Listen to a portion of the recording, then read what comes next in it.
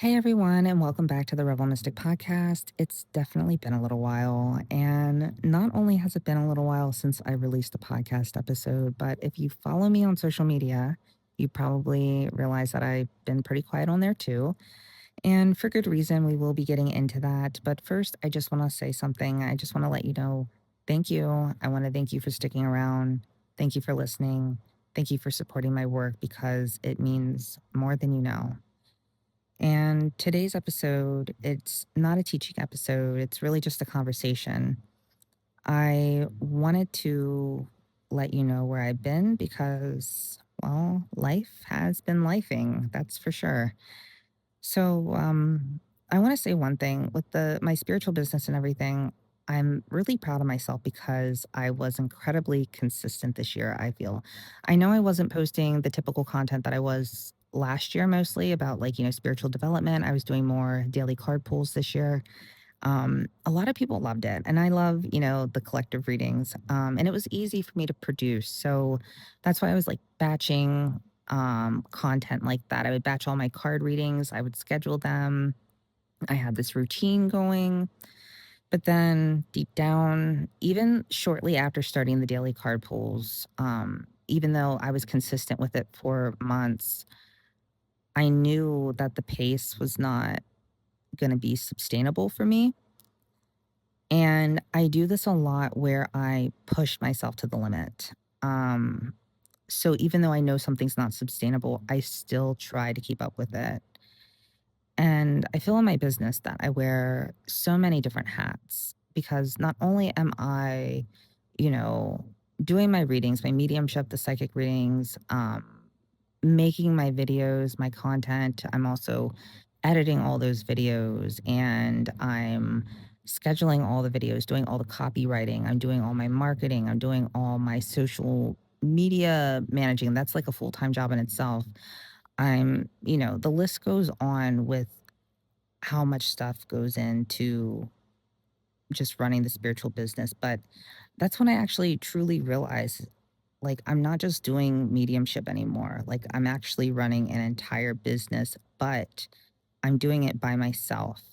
And that's where I had to pause because I feel deep down that I am reaching capacity, not just with trying to keep up with all that, but just in my life in general. Um, and we'll get into everything that if you just heard that, I'm laying in bed and my daughter's laying next to me. It's 1 in the morning and I decided, you know what, I'm recording a podcast episode on my phone. Anyway, so I feel like I'm living in 2 different worlds because part of me, my passion, my heart, it's my spiritual business. I love it. It lights me up. I can't get enough of it.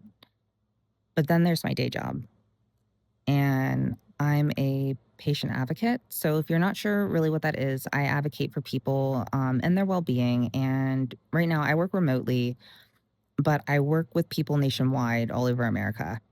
And most of them are senior citizens, but they're very vulnerable. Many of them, like they're dealing with limited income, like they have a fixed income, Social Security.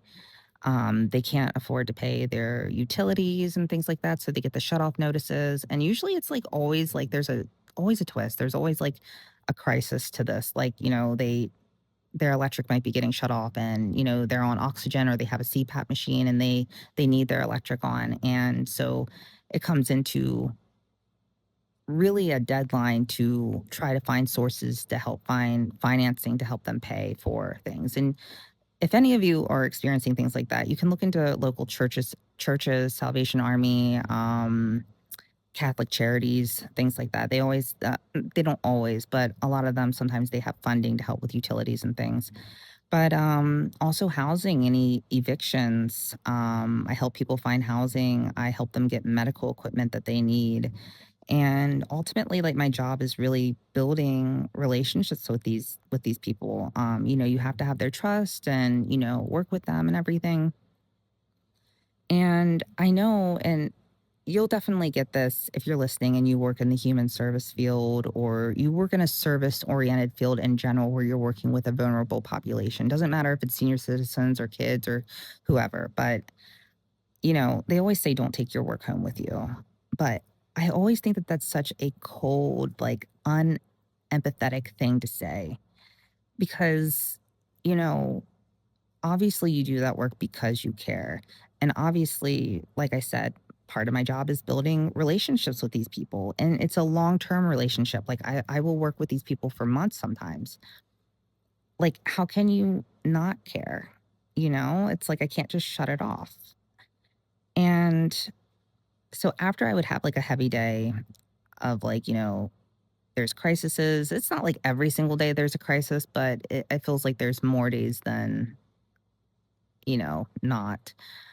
And sometimes just a couple hours later, I'm expected to completely shift gears and sit with spirit, do my mediumship. And I have to be honest, like mediumship fills my cup. It lights me up, like I said earlier, like that's where my energy comes back. But I also don't like entering into mediumship or connecting with spirit in a like lower vibrational state. Like if I have a heavy emotional day at work, like, that might leave me feeling like a little bit, drained or, sometimes I have a little bit of guilt because I couldn't like, finish something or complete something or, there's so many emotions, like low vibrational emotions. Um, so then, when I go into mediumship, I want to be in a higher vibrational state. That's part of my protection, like when I'm connecting, because I always believe that, like attracts like. So if I'm higher vibrational, I'm going to be attracting higher vibrational spirits. I don't want to attract a lower vibrational spirit. So, it really takes a lot of trying to, like, I can't think of the word, but really trying to separate what I do during the day and then, my business and everything and doing my mediumship. But overall, it gets a little bit deeper because July happened. So this is when I kind of fell off on social media and I went radio silent. So July 4th weekend. And many of you know probably from some previous podcast episodes, and I'm sure that I maybe mentioned it and like maybe, I don't know, some other random content if I was just kind of chit chatting. Um, but me and my husband, we have a complicated relationship. We are separated. And sometimes I call him my husband, sometimes I call him my ex, and I use it kind of interchangeably. Kind of depends on my mood. But so in our relationship, there's a struggle with addiction.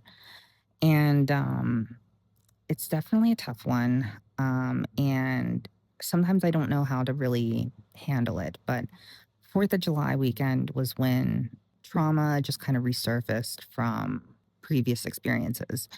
And I remember I wasn't even directly involved with the family tension and everything that was going on. And I will tell you, like, yes, it was very insane. It was very uncomfortable. However, I felt very numb during the whole situation. I felt very desensitized from the whole situation because it's like, I felt like I've been through this rodeo 1,000 times.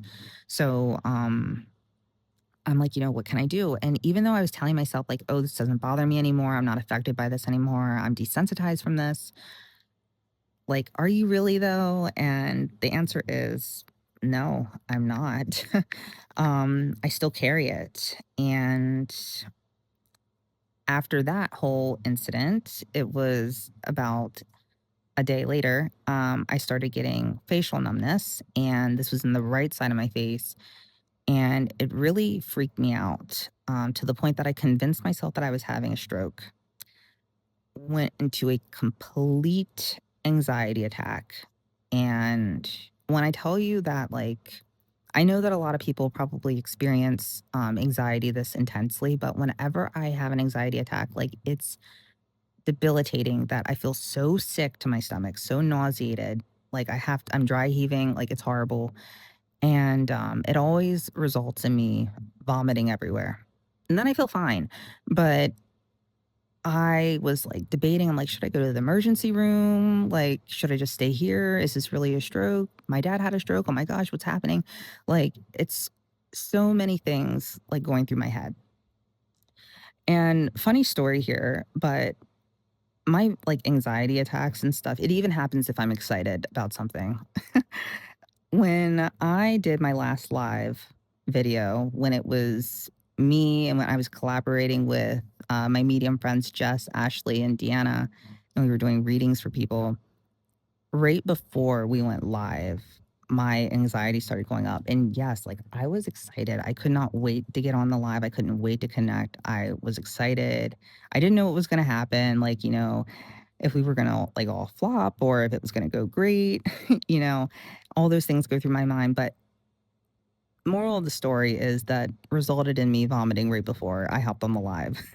Like complete like oh my gosh. And then I get on, I feel fine. Nobody would have any idea that that just happened.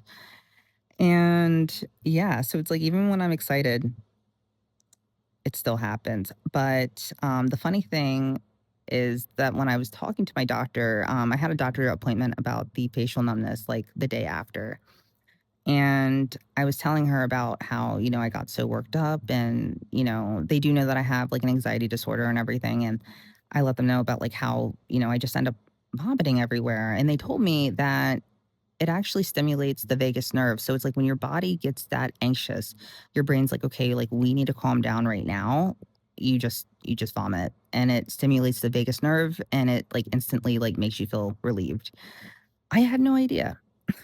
But yeah, apparently my body has a very dramatic way of calming itself down. But however, the biggest thing that I would say that I learned is that I spent a lot of time reflecting this month. And I think that I finally figured out what happened. And as I said earlier, I hit my capacity. I feel like I'm just doing too much because not only am I wearing multiple hats in my spiritual business, I'm wearing like multiple hats like in my life. Like I'm the patient advocate. I have that job. I'm also a mother to my two children, and we're just so many moving pieces. And my kids are on summer vacation now, as I'm sure every parent knows. My daughter's getting into extracurriculars. She just got into gymnastics, so that's fun. And we're trying to figure out something for my son now too. Don't know exactly what he likes. Yeah, we're still trying to figure him out, but we'll get there. And just a lot, it's a lot. And I noticed that when I'm doing all of this, I feel that there's always a ball that I drop.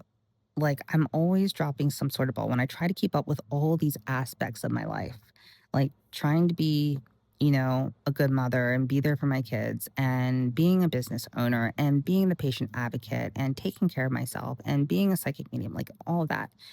Like, the first thing I usually sacrifice is myself, honestly, my self care, things that I love, like my spirituality, like my mediumship, like I will put that to the side and, and sometimes that's okay. Like sometimes you need to put like other parts of you to the side to take care of other halves, but like I feel like there definitely needs to be balance, of balancing like all these aspects of your life.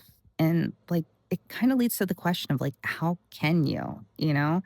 And I'm not going to act like I'm perfect. I definitely didn't figure it out yet. I'm still working on that. But I was talking to my medium friend Ashley, the one that I collab with and everything. I was doing a reading for her, just a practice reading, and I vented to her in the beginning about like kind of what happened in July. She was like the first person that I talked to, kind of like in the spiritual community about like what was going on. And we talked about stress and the nervous system and meditation and really related on the anxiety aspect. And the thing that we thought is just, crazy is how much stress really affects your body, and how it affects the nervous system. And I really noticed like a lot of things that we do in spirituality, like spiritual practices from like breath work to meditation to even like sound healing and things like that, grounding, like a lot of this is nervous system regulation.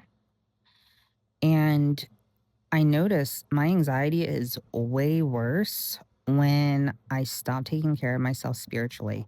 I'll be honest with you, I have not meditated once in July.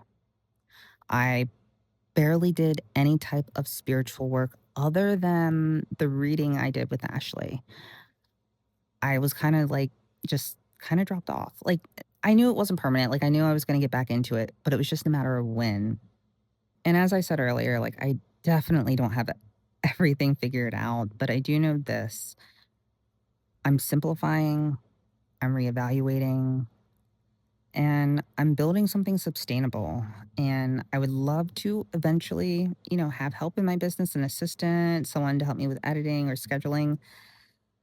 But I definitely don't want to build a business that constantly requires me to run myself into the ground. And I'm not saying that my spiritual business requires me to do that, by no means, but wearing the many hats that it requires to run a business successfully, especially in the digital age, that's where I'm like, my capacity is starting to get reached. Especially when you're dealing with other aspects of your life. And, if there's one thing that I hope that you take away from today's conversation is it's that sometimes the most intuitive thing that we can do is listen when our bodies tell us to slow down. And taking a step back doesn't mean you failed at all. Because I mean, I'll be honest, like I have that sometimes where I get like this kind of like, I don't want to say like a failure mindset, but I really get down on myself if I'm not being as productive as I could or showing up as much as I could. And, it doesn't mean that you've lost your passion. It just sometimes it simply means that you're making space to come back stronger. I did this before when it came to my mediumship. As some of you know, I took a whole year off of my mediumship. And yes, I regretted that break, but I didn't regret what I learned during that time. And when I came back into mediumship in 2025, it was like a complete recalibration. I knew deep down, like, this is what I absolutely love doing. I don't want to give that up again. And I feel that that break alone made me come back so much stronger in 2025. And I want you to keep that to yourself, that it's okay to take a break sometimes. Take time for yourself. Make sure you're taking care of yourself. That is so important. So, thank you so much for sticking around. Thank you for giving me the space to be human. And I'm really excited for what's next. And I can't wait to share this next chapter with you all. So, until next time, keep trusting yourself, keep trusting spirit, and I will see you in the next episode.